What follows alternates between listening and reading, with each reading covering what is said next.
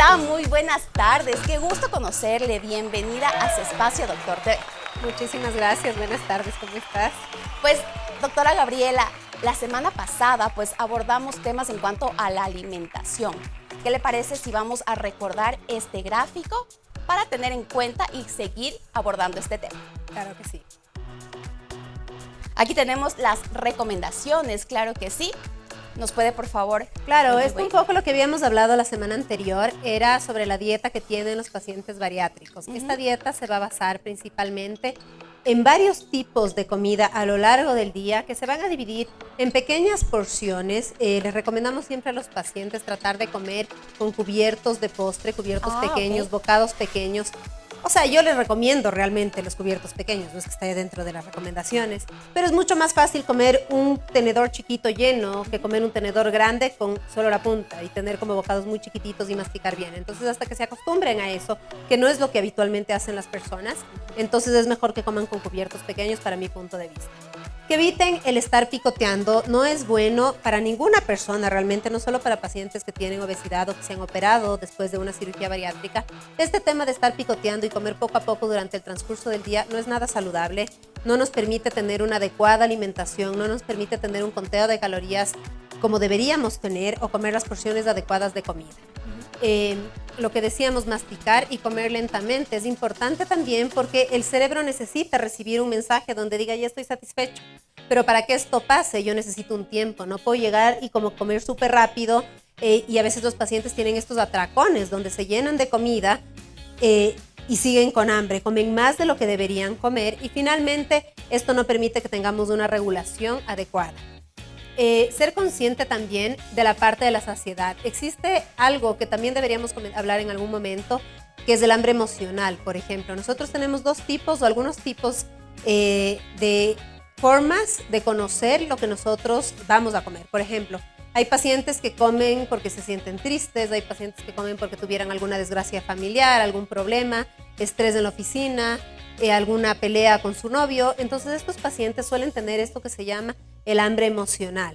Entonces no tienen a veces la conciencia de cuándo están satisfechos. Hay muchos pacientes también que tienen una restricción cognitiva. Esta restricción cognitiva quiere decir que el paciente sabe qué debe comer. Esto no necesariamente solo con pacientes que tienen obesidad, ¿no? Entonces el paciente tiene una restricción muy clara. Esto se debe comer, esto no, esto es bueno, esto es malo, es hora de comer, sentí el olor a algo, entonces me da hambre, pero no tienen una regulación clara porque se vuelve un tema tan consciente que a veces estas personas pierden esta sensación de saciedad y no saben cuándo ya están satisfechos, sino que simplemente comen a manera de reloj, con un horario. Y puede ser por gula y muchas veces porque esto es sano, entonces esto tengo que comer en la mañana porque es sano y como esta porción que es la que está indicada, que yo me invento o que yo creo o que yo he escuchado o que quizá alguna vez me recomendó una nutricionista, no necesariamente es que tienen una realidad. O a mi amigo le fue bien con esta alimentación. Exacto, o me recomendaron, mi vecina come la chía, entonces yo también tengo que desayunar chía, porque es súper bueno, pero eso, todo tiene una porción o tiene una cantidad o tiene un momento, entonces a veces cuando comemos de manera tan consciente perdemos el tema de la saciedad, desconocer cuando tenemos ya esta sensación. Y lo que decíamos inicialmente, las medidas o las porciones que vamos a comer. Un paciente que se opera de una cirugía bariátrica inicialmente va a tener una dieta líquida y después va a empezar a introducir nuevamente todos los alimentos, pero esto se va a hacer con horarios definidos, porque lo que buscamos es que el paciente evite este picoteo de todo el día o las horas de hambruna. También hay muchos pacientes que tienen ayunos prolongados que tampoco son sanos. Entonces lo correcto es que el paciente tenga horarios de comida para tener una mejor distribución de los alimentos y de la absorción de nutrientes. Perfecto, qué importante haber realizado este resumen, pues y como usted lo dijo, no necesariamente únicamente nos podemos ir al tema de los pacientes posbariátricos, sino también a los individuos común y corrientes que no están sometidos a esta cirugía. Doctora, ¿qué le parece si en este momento podemos abordar el tema del tratamiento de los vitamínicos que pueden ingerir los pacientes posbariátricos? Bueno, nosotros o todos los pacientes que se operan de una cirugía bariátrica van a tener cierto déficit de vitaminas porque inicialmente no alcanzan a comer la cantidad de nutrientes que deberían comer. Hasta que esto pase, en pacientes que se realizan una manga alrededor del año, a veces les toma un poco más de tiempo y en pacientes que tienen bypass realmente necesitan una suplementación adicional. Entonces, como vemos en esta gráfica, el hierro es parte fundamental de los nutrientes que nosotros, o de los micronutrientes que nosotros vamos a tener que suplementar. ¿Por qué? Porque el hierro se encarga de transportar el oxígeno en la sangre. Los pacientes, cuando no tienen un buen aporte de hierro, van a desarrollar la famosa anemia. Entonces, tienen menos distribución de sangre a lo largo de su cuerpo y necesitan tener un suplemento. La cantidad de hierro va a variar de acuerdo al paciente y de acuerdo a la cirugía. Idealmente, una persona que no tiene un requerimiento muy alto va a necesitar alrededor de 18 miligramos, pero esto va a aumentar en pacientes que tienen bypass, por ejemplo. Lógicamente, lo que se busca es que tengan una suplementación establecida en un multivitamínico. Sin embargo, es importante recordar que el hierro se absorbe con la ayuda de la vitamina C. Entonces, no podemos tomarnos la pastillita de hierro en la mañana con la leche o con el café con leche, porque hay alimentos que hacen que no se absorba de manera adecuada. Entonces, es importante no solo saber qué tenemos que tomar, sino cómo tenemos que hacerlo para que se absorba de manera adecuada y sea eficiente para nuestro organismo. En cuanto al calcio, ¿qué podemos decir del calcio?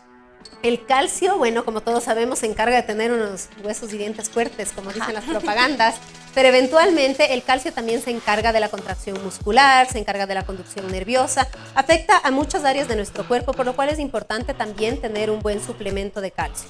Nosotros tenemos aquí que hay varias formas de suplementar el calcio, con citrato, con carbonato. Se recomienda más con citrato, que es una forma, digamos, uno de los elementos que hay para el suplemento. Y esto se puede tomar o con o sin comidas, que también es importante. Y los pacientes que se operan también necesitan un requerimiento diario, donde tienen que tomar este suplemento. La vitamina B en general, no solo la vitamina B12, la vitamina B1, B3, B6, B12, B9, se relaciona mucho con la formación del ADN, del ARN, de las proteínas. En el caso de la vitamina B2 específicamente, también se relaciona con la formación de glóbulos rojos. Entonces, la alteración de esta vitamina nos va a producir también otro tipo de anemia. Una anemia donde se van a formar glóbulos rojos muy grandes. Entonces, nosotros tenemos que tener una suplementación. Esta suplementación puede ser vía oral, acá no tenemos, pero puede ser intramuscular. Eso sería lo ideal en nuestro medio. Y hablando, doctora, de este tema de la suplementación, lo que íbamos diciendo, las proteínas, ¿cuáles son las correctas o cuál es la porción correcta que una persona tiene que ingerir? Una persona, obviamente, postbariátrica. Bueno, la suplementación de todo paciente bariátrico, más o menos como en la tabla que tenemos ahí, podemos ver. El paciente bariátrico va a necesitar cierto requerimiento. Tenemos que tener también de antemano, por ejemplo, en el caso de la vitamina D. La vitamina D nos ayuda a que el calcio se absorba de manera adecuada. Nosotros deberíamos tener cierta exposición al sol en las mañanas para que la vitamina D se absorba y ayude a que el calcio se absorba. Sin embargo, existe un alto porcentaje de pacientes que tienen obesidad e incluso pacientes que no tienen obesidad que tienen déficit de vitamina D. Porque quizá no tienen esta exposición al sol que necesitan, no tienen el suplemento en la dieta como deberían tener, en la comida, naturalmente, no hablo de vitaminas especiales. Entonces, es importante todos estos requerimientos. Nosotros tenemos tablas nutricionales y tenemos suplementos hechos para pacientes bariátricos o suplementos completos. Existen otro tipo de suplementos que están hechos para personas, para cualquier tipo de persona, digamos, pero que tienen los requerimientos que un paciente necesitaría. Eso en cuanto a las vitaminas, generalmente un multivitamínico, eso es lo que los pacientes requieren. Y en la parte de proteínas, nosotros sí necesitamos que el paciente tenga un aporte proteico. Durante el primer año es súper importante. ¿Cómo calculamos la cantidad de proteína que el paciente va a necesitar? Entre 1 a 1.5 gramos sobre el peso ideal. Nosotros no vamos a calcular en el peso del paciente porque le estaríamos dando un exceso de proteínas. Entonces, esto se divide a lo largo del día en varias tomas, si es que es en suplementos proteicos, y que se complementen con la porción de comida que comen, de huevo, de carne, de pollo, pescado, de todo lo que sea o que contenga proteínas. Doctora, ¿qué hay del azúcar? Porque bueno, en el mercado hoy por hoy tenemos gran variedad de suplementos que tienen proteína y que también nos aportan gran cantidad de azúcar. Entonces, ¿qué hacer con eso? ¿O cuáles son las porciones? ¿O cómo debemos guiarnos en la parte nutricional? La verdad es que mi recomendación es que ningún suplemento que contenga azúcar deberíamos consumir. ¿Por qué? Porque nosotros tenemos el requerimiento diario de azúcar en las frutas, en muchas cosas que comemos en el día a día. Por ejemplo, a mí me llama mucho la atención que casi todas las barras de granola que tienen, supuestamente deberían tener un alto o una concentración de proteína un poco mayor que otros snacks, digamos. Tienen una alta concentración de azúcar y generalmente la mejor llega a 2 gramos de proteína. Esto es muy bajito, entonces nosotros deberíamos restringir todo lo que sea azúcar procesada o todo lo que tenga como suplementos con azúcar deberíamos no tomar, porque a la larga, si yo estoy aumentando la cantidad de proteína, también me estoy consumiendo el doble de azúcar. Entonces no es lo ideal. Lo ideal es que sea un suplemento proteico que no contenga azúcar. Y además, aportando a lo que usted nos comenta, doctora, me parece muy importante que una persona pues postbariátrica tenga que seguir una guía. ¿Cuál es el tiempo promedio que una persona tiene que seguir de la mano con su doctor todas estas indicaciones? Bueno, yo a mis pacientes les digo que prácticamente esto es un nuevo matrimonio. Porque el paciente bariátrico, si recordamos, se opera porque tiene una enfermedad llamada obesidad. Bajo este término, el paciente se va a ir de alta porque lo que necesitamos es el primer año tener el control muy cercano, alrededor de cada 3 meses. Después de eso va a espaciarse un poco cada 3 meses, cada 6 meses, cada año, cada 3 años, cada 5 años, pero eventualmente es como un paciente que tiene cáncer. Un paciente que tiene cáncer, por más que esté operado, que recibió quimio, radioterapia, necesita controles hasta que esta enfermedad se erradique del cuerpo. En el caso de la obesidad no pasa eso, pero sí garantizamos o buscamos garantizar al menos que todos estos déficits nutricionales que se presentan no lleguen a darse en los pacientes, porque si tienen un control adecuado, entonces el médico se encarga de que no los pasen o que no tengan que sufrir esos déficits. Segundo, que si el momento o en algún momento el paciente empieza a tener cierta reganancia de peso, esto se frene a tiempo para que no vuelva a caer en la misma enfermedad, sino que bajen nuevamente de peso en lo que deberían mantenerse. Así que el control de un paciente va a ser a largo plazo. El tiempo que va a tomar vitaminas, sí, eso sí tiene un límite. En pacientes con manga, idealmente en el primer año hasta los 5 años.